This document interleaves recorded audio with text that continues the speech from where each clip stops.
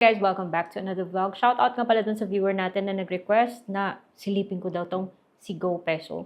So, sinubukan kong hanapin si GoPeso sa Google Play Store at nahanap ko yung GoPeso na under sa kay Sumulong Financing. And it's weird, no? Kasi pag may sinesearch ka sa Google Play Store, pagbalik mo ng YouTube, yun din yung mga ads na lumalabas. So, kung nakita ko mo yung ads niya, nako, wag muna guys. Kahit na napaka-promising ng loan app na to, wag muna. Hayaan nyo muna akong ipakita sa inyo kung ano ba yung meron, ano ba yung i-encounter nyo sa loan app na to. Nasabi niya, nagpapahiram daw ng 90,000 pesos. Looks promising guys. So, mas mabuti pang panoorin nyo muna yung video na to para meron kayong heads up at makapag-decide kayo for yourself kung okay ba tong si GoPeso or wag na lang.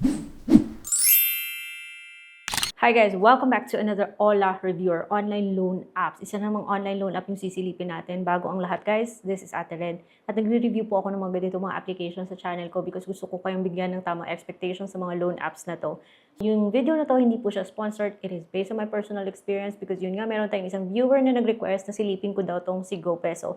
And actually, tamang-tama siya because ilang beses ko na rin nakita yung mga ads niya sa social media, especially dito sa YouTube. So, ayun nga, sabi niya 50,000 pesos daw yung maximum loan amount, easy apply, fast approval, flexible borrowing, and fast deposit. Kaya naman pala, nagre-request kayo na silipin ko siya kasi mukha siyang promising, ano? By the way, this is a Samsung flip phone na pwede nyong bilhin sa Shopee. That's why meron tayong product stickers dyan. Dahil alam nyo, from time to time, sobra bonggang-bongga mga vouchers na makukuha nyo yung mga electronics at like 20-25% off. Bago ako nagkaroon ng ganito guys, ito yung ginagamit kong cellphone kapag may tinatry akong mga loan apps na nasa Google Play Store.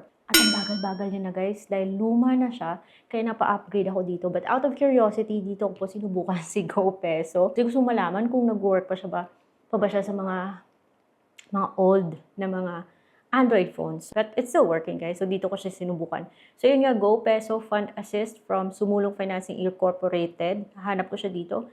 At sabi niya, ang ganda pa naman sana ng interface niya. Ang ganda ng app niya. Like, ang maayos yung pagkakagawa. Dinownload ko siya guys kasi yung loan app na to, meron siyang 4.5 stars. But based on experience, hindi tayo basta-basta naniniwala sa mga 4.5 stars na yan. At parang meron na yung kapag-download sa kanya, kasama na ako doon. Kaya wag muna kayo magdagdag.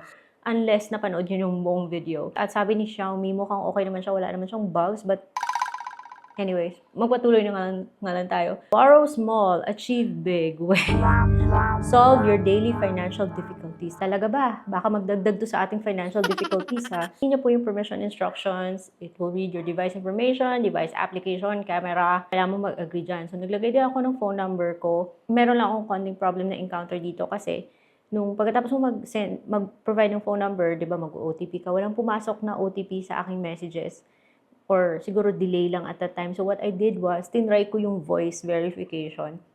Natanggap ko yung voice verification. Dinictate niya yung OTP. And nung nilagay ko yung OTP, na nakapag-proceed ako. Next, hihingi po siya ng permission sa ating location at saka na siya hihingi ng mga iba't ibang permissions. So tulad ng marital status, highest education, number of children, occupational type, industry, years of work, monthly income pay, cycle payday, residential address, detailed address, and duration of residence. Sa occupational type, na pwede siya sa freelancer, retired students, unemployed, or part-time worker. So what I said sa loan app na to is that unemployed ako. And then ito po yung mga iba kong sinabi. Totoo naman hindi naman ako regularly employed, ano ba? So yung loan app na to, after email, hihingi po siya ng Facebook, pero optional daw. Pero kung optional, huwag yun nang ibigay. Pero sisilipin niya daw yung app list. So we collect information about installed applications on your device, including app name, version number, installation time to gain comprehensive understand, blah, blah, blah, blah, blah. Kailangan mo mag-agree dyan. Pagkatapos, allow mo siya mag-send in mga messages, yung gano'n. Kailangan mo talaga i-provide yung mga ganyan, guys, bago ka makapagpatuloy. So, kaya nga sabi ko sa inyo, panoorin nyo na lang video na to. So, biglang umiba from 50,000, naging 90,000.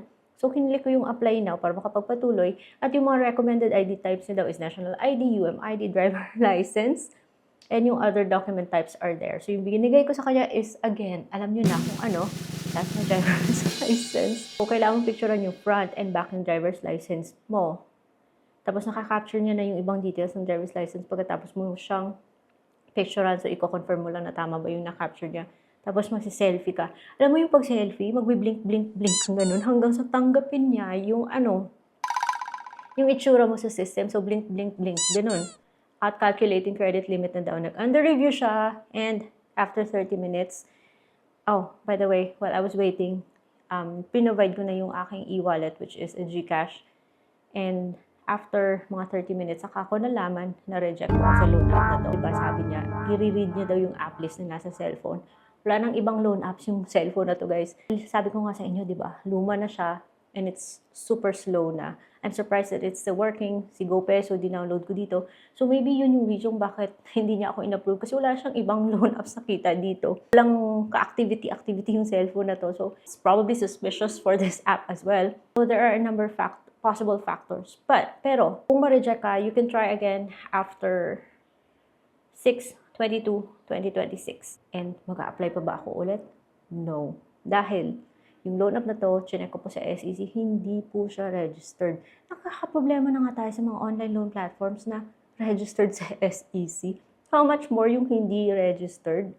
'Di ba? Tapos doon naman sa reviews yun na nasa Google Play Store, syempre i-click mo yung all reviews, tapos i-check mo yung mga critical reviews. Ako may nagsabi doon, not very good loan app. They will let you borrow no hassle but very high interest. I tried this app for 7 days.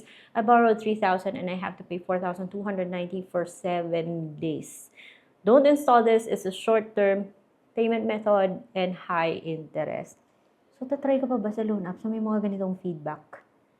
So, 7 days lang. No na no sa mga loan apps na 7 days. Ako, para sa akin, ako masusunod. Hindi, ayoko sa mga loan apps na 7 days lang. Tapos, may mga nagsasabi pa mataas yung interest.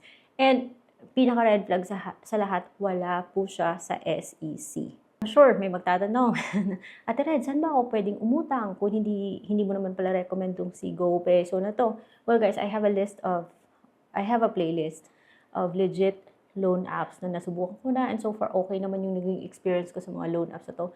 Bago kayo mapadpad sa mga GoPeso na to na medyo I have questions, try nyo muna yung mga loan apps na nasa playlist na yan, guys. Kasi andun po yung mga loan apps na naging okay naman yung experience ko. Of course, wala naman akong pinopromote na Ola sa video na to, guys. As mentioned, nagre-review lang po ako ng mga online loan platforms para mapasilip sa inyo kung dapat nyo pa itong lapitan or layuan. And before I end this video, I am wearing a lipstick from Izzy. Ayan.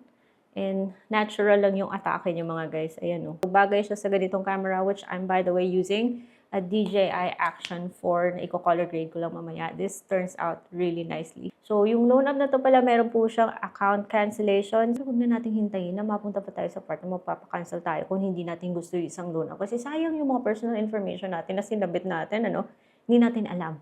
It's not bad to be praning, especially sa mga ganito.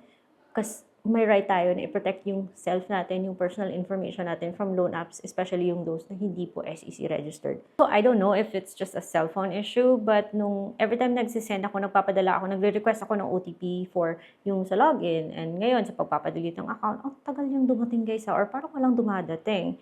So, again, mag-voice code na naman tayo para lang makapagpa-delete. A voice verification is incoming daw. Yung issue ko sa loan app na to, ayoko sa mga loan apps na may bad experience ako. But maybe, cellphone din but still, ba't ganun? Diba? Okay. Sa account cancellation successful na part, sabi niyo, looking forward to see you again. Well, no, ayoko na pong bumalik sa app nyo. So, ayun, magpa-register muna kayo sa SEC. Dapat mag-appear muna kayo dun sa list of recorded online lending platforms, no? Bago kayo magsabi na looking forward to seeing you again. So, para sa akin, X na to. Confirm na cancellation and uninstall from this phone. Okay? Once again, kung ako lang masusunod, iiwasan ko tong si GoPeso. X po siya sa akin, hindi po siya SEC registered, at may mga sabi-sabi na mataas yung interest niya. So, buo na yung loob ko. Ayoko mag-apply ulit sa loan app na to after 6/2022. I hope na panood yung buong video at may natutunan kayo sa vlog natin today. I will see you on my next vlog. Bye-bye!